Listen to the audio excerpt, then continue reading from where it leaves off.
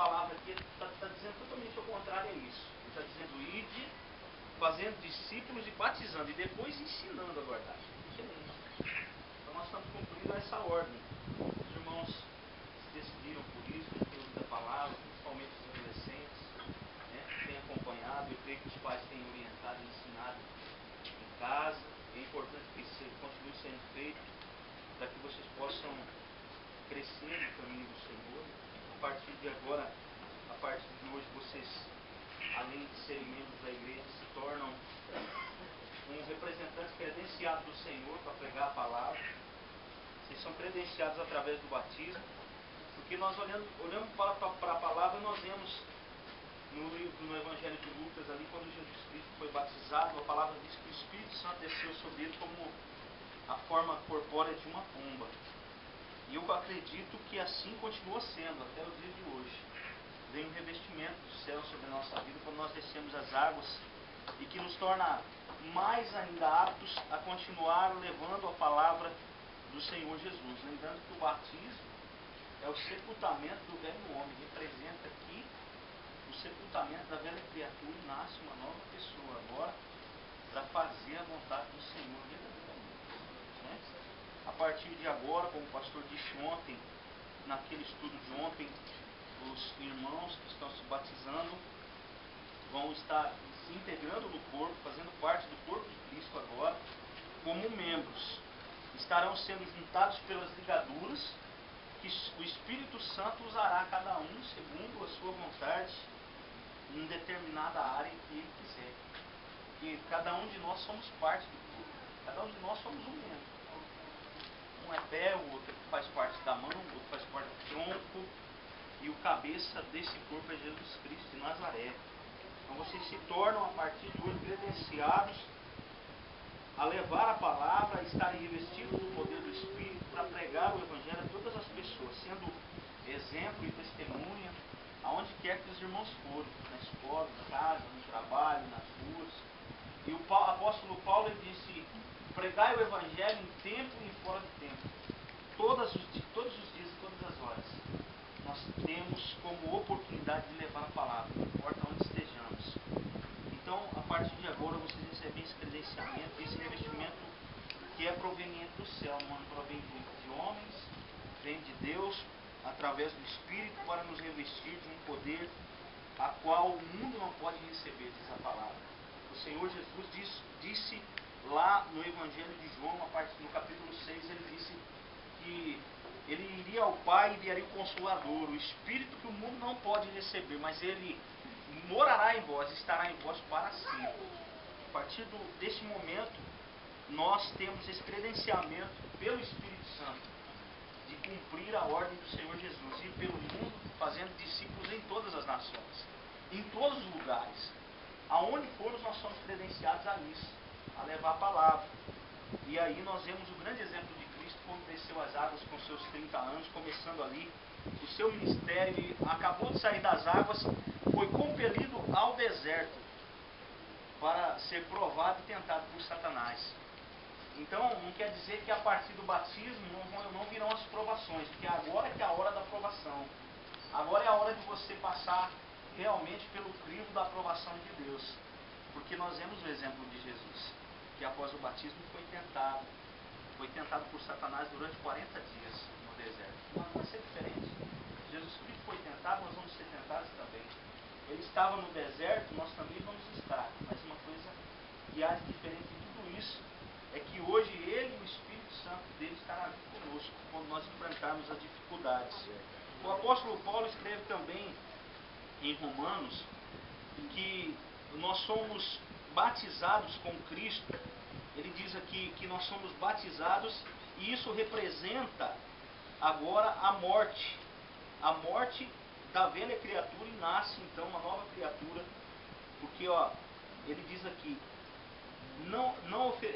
ele diz aqui na palavra que não ofereçam os membros do vosso corpo ao pecado como instrumentos de injustiça, antes ofereçam-se a Deus como quem voltou da morte para a vida, e ofereçam os membros do vosso corpo a Ele como instrumento de justiça. O Senhor está usando Paulo para dizer que agora nós, através desse ato, nós vamos servir agora Jesus Cristo com integridade. E ele diz que nós somos sepultados no batismo. Aqui no versículo de número 3 diz: ou vocês sabem que todos nós que somos batizados em Cristo Jesus, fomos batizados em sua morte? Portanto, fomos sepultados com ele na morte por meio do batismo. Então o batismo aqui representa a morte do velho homem, o nascimento e o ressurgimento de uma nova criatura, agora já transformado para assim representá-lo nesse tempo. A fim, diz ele, de que assim como Cristo foi ressuscitado dos mortos mediante a glória do Pai, também nós vivamos uma vida nova, novidade de vida. É isso que o Senhor exige de nós, uma novidade de vida. Como o pastor disse ontem, a partir de então, nós temos que agora ser um referencial, sermos exemplos aonde quer que nós fomos, na escola, no trabalho, em casa, com os pais, no trato com a família. Nós precisamos ter mudança, porque de nada adianta nós descermos as águas, sermos sepultados com Cristo e continuarmos fazendo as mesmas coisas, tendo as mesmas atitudes, sendo a mesma pessoa, não ter mudança. E é isso que se chama novidade de vida, porque a transformação ela não é exterior, a transformação ela começa por dentro de nós, e aí ela reflete no nosso exterior. E quando a transformação refletir no nosso exterior, nós estaremos assim, sendo aptos a representar realmente Jesus Cristo, que as pessoas olharão para nós e verão a glória do Senhor resplandecida em nossas vidas. O Paulo também escreve em Efésios capítulo 4, no versículo 5, ele nos dá aqui uma lição e um ensinamento. Ele diz o seguinte na palavra, ele diz: há um só Senhor, uma só fé, um só batismo, um só Deus e Pai de todos, que sobre todos e por meio de todos e em todos. E a cada um de nós foi concedida a graça conforme a medida participada por Cristo. Por isso é que foi dito: quando ele subiu em triunfo às alturas, levou cativo muitos e deu dom aos homens. Então nós recebemos, através do batismo, através desse comprometimento com o Senhor, os dons que vêm da parte dele para nós, mediante o Espírito Santo. Então nós professamos a mesma fé, porque cremos somente no Senhor, e esse Senhor se chama Jesus Cristo. Temos uma só fé. E qual fé é essa? A fé de que um dia ele voltará para levar novamente a sua igreja, para buscar o seu povo. Não é uma denominação, é o povo que ele escolheu, o povo que está cumprindo a sua ordenança. E uma delas é especial, esta ordenança que ele se refere, dizendo aos discípulos, para fazer discípulos em todas as nações, batizados em nome do Pai, do Filho e do Espírito Santo. É um comprometimento. Nós temos, além do comprometimento com o Senhor, com a igreja de Cristo agora também. Os amados irmãos que vão batizar, se integrando no corpo pelas ligaduras, e do qual o cabeça é o Senhor Jesus, tem um compromisso com a igreja. Um compromisso de levar a palavra, um compromisso de representar bem a sua igreja, aonde você congrega o corpo de Cristo no meio da sociedade. Então, alguns comprometimentos que é necessário que seja feito. Um dos comprometimentos é esse, levar a palavra. O outro comprometimento é ser um servo fiel a Jesus. Outro comprometimento que os irmãos têm também é de ser um contribuinte para que se expanda o Evangelho de Cristo pelas nações. De que forma? Em fazendo a sua contribuição através das suas ofertas.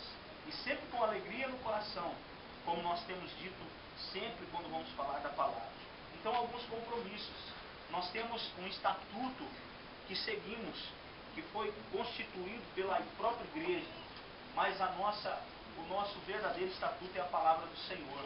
Nós seguimos a doutrina, e essa é a doutrina que o Senhor deixou estabelecida para nós. Então, qualquer dúvida que nós tivermos com relação às coisas espirituais e físicas, nós encontramos a resposta aqui na palavra. Esse é o nosso verdadeiro estatuto. Essa aqui é a nossa verdadeira doutrina. Então nós precisamos seguir a palavra, em nome de Jesus, amém? Então que nós possamos cumprir isso, sermos obedientes e nos sujeitarmos às autoridades que são constituídas sobre nós. O apóstolo Pedro também, ele nos escreve em 1 Pedro, no capítulo 3, a partir do verso 18, ele nos dá também uma lição, a partir do versículo 18 de 1 Pedro, capítulo 3, diz assim: pois também Cristo sofreu pelos pecados uma vez por todas. Quer dizer, ele não precisa morrer mais para pagar os nossos pecados. Tudo já foi pago definitivamente. Os pecados que foram cometidos antes, pela humanidade, da morte dele, e os pecados que serão cometidos agora até o fim dos tempos. O sangue de Cristo é poderoso para pagar todos eles, todos os pecados. Não importa os que já foram cometidos ou os que serão cometidos. Mas ele diz aqui, porque Cristo sofreu pelos pecados de uma vez por todas, o justo pelos injustos, para conduzir-nos a Deus. Nós não tínhamos acesso, agora por Jesus temos acesso ao Pai. Ele foi morto no corpo, mas foi vivificado em espírito, no qual também pregou os espíritos em prisão que há muito tempo desobedeceram, quando Deus esperava pacientemente nos dias de Noé, enquanto a arca era construída, e nela apenas algumas pessoas, a saber 8, foram salvas por meio da água. E isso representado pelo batismo que agora também salva vocês, não a remoção da sujeira do corpo, mas um compromisso de uma boa consciência diante de Deus, por meio da ressurreição de Jesus Cristo, que subiu aos céus e está à direita de Deus. A Ele estão sujeitos anjos, autoridades e poderes, e nós também. Amém? Amém. O Pedro não está querendo dizer que o batismo salva. O Pedro está dizendo que a partir do momento que você toma essa atitude de se batizar e tem uma renovação de vida, não é pela obra, tanto que a palavra é muito clara em Efésios, que não é por obras que se salva. Nós nos salvamos mediante a aceitação do Senhor Jesus Cristo. Né? Então, não é por obras para que ninguém se glorie, isso não é proveniente de vós, é dom de Deus a salvação. Mas nós temos que cumprir essa ordem do Senhor Jesus Cristo, que é batizar, batizando em nome do Pai, do Filho e do Espírito Santo. Os irmãos têm convicção disso, amém? Tem convicção. Que é isso que importa. Importa, como diz em Romanos, no capítulo 10, a partir do versículo 13.